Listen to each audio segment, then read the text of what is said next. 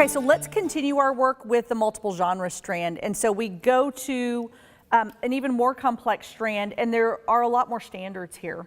So I want us to talk about what's new in this strand for your grade level. There are several things in here that are very new to especially K1 and 2 that we have not had in the past. For example, drama, C, discussing main characters in drama. We have not addressed drama in grades before second grade until this time. So kids are going to have to really start to look at what are the elements of a drama, what are the characteristics of a drama, how is it different from something that they might read, or what are those special things that students need to know. So that's one of those things that has come up that is new for us. And then another really big one for us is also the persuasive text.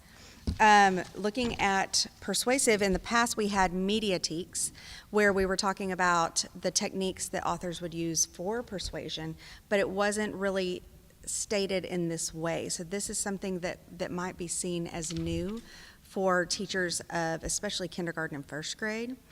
And then the other thing I've really noticed is in second grade, we're really starting to look at fact and opinion. And we really haven't looked at fact and opinion since the teaks that came even before our most recent ones. So that is also a new one that has come back around, but tied into persuasion, which is where it really needs to be. Now, let me ask you guys a question. There is one standard for poetry. There is one standard for drama. Does that mean this is all we do with poetry? So I look at grade 5. Explain the use of sound devices in figurative language and distinguish between the poet and the speaker in poems across a variety of poetic forms. So that's all 5th grade has to do with poetry, correct? No, I don't think so. What we have to remember is that this is telling us what the characteristics of the genres are that need to be addressed, but it's not telling us what a reader, writer, thinker, listener would be doing with those. That has to come from the author's purpose and craft. That has to come from the comprehension, and that has to come from response. I mean, that's exactly what I was going to say. I mean, when you're thinking about a poem, we don't read poetry just to look at the line structure and be like, oh, that's really pretty, I'm done with it. No, I mean, you have to still look at it and think critically about it and think about what is the effect that it has on me, what is the implication I can take away from this and apply it to the real world. Like, what is this actually saying? So we can't just sit there and say, oh, all I'm going to do is make sure they understand the prosody of the poem and we're good, because we're not. I think also that drives us back to composition, because then that poem becomes a mentor for us to emulate what a proficient writer is doing that can impact our own work. How do you then take D, that Amanda referenced earlier, and how do you help teachers make sense of the fact that it's very similar? So I think at this point we have to bring in the term, again, increasingly complex texts. So if I take D, recognize characteristics and structures of informational text, including, so I've got to do this in every grade level. Even the Romanettes are quite similar at times. The central idea was supporting evidence. The central idea was supporting evidence.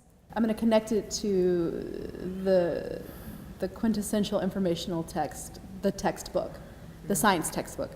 The science textbook at second grade is going to look a whole lot different than the physics textbook at sophomore or junior level English. And so, again, it's an increasingly, so what you're doing with that physics text is going to be different than what you're doing with that second grade text. And I think that that's where we want to connect. An informational text can be increasing in complexity when you add different things to it. So an informational text with just words is different than an informational text with a picture or a graph or a video, an embedded video. And so I think that changes the complexity. It's not just about the language again, it's about what's added to these structures that make it look and feel and more complex. You think maybe that's why from K to 8 we have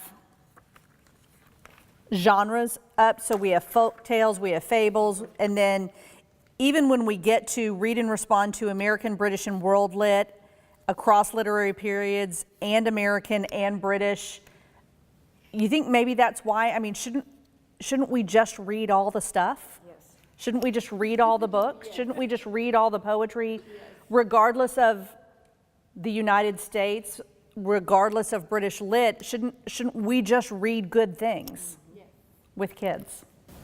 I mean, I've yet to have someone come up and quiz me about The Great Gatsby on the street, so. No. Jimmy Kimmel just asked, did you read a book? Not did you read this? This book. But can you name a book that you've read?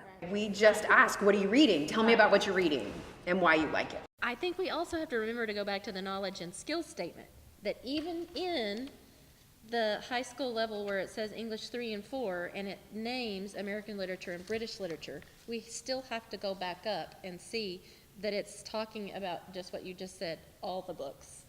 Complex, increasingly complex, traditional, contemporary, classical, and diverse text. What other, I think that was you that said that, what other kind of books are there? Isn't that all of them? That's all of them. So, American literature, Jonathan referenced. American literature isn't just The Great Gatsby. It's Children of Blood and Bone. It's We Were Liars. It's The Hate You Give. It's all of these books that are in kids' hands. It's Salt to the Sea. It's, what's the other one? Between Shades of Grey. It's all of those that kids are reading cover to cover that fit one or more of these categories. And at some point, All American Boys will be a traditional piece of text. It isn't now, but at some point, Jason Reynolds will be a piece of traditional text. And really, gone are the days of silo teaching, of here is, I'm gonna pick on Romeo and Juliet, but here's Romeo and Juliet, and this is what I've done. But instead, what is in the news today about difficult relationships? There are difficult relationships in politics. There are difficult relationships in business. And if you can hold a conversation about that, you know, we no longer have college and career readiness standards. We have college, career, and military readiness standards. So those standards have now changed in the state of Texas. And look at this strand. What kind of skills are we asking kids to develop that meet industry standards? If I'm going to work for a chemical company, is there something here that I'm going to have to do to be successful at a chemical company? Is there something here that is going to make me a successful realtor? Is there something here that's going to make me a successful chef? My challenge is yes, that these are not language arts skills, but they're this academic discourse.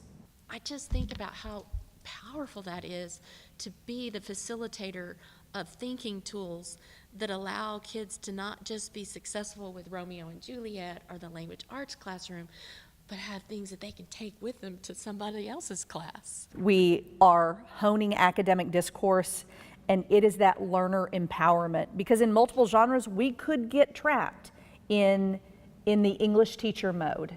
And when we talk about growing that language arts teacher and changing the face of language arts K to 12, then keep those two in mind.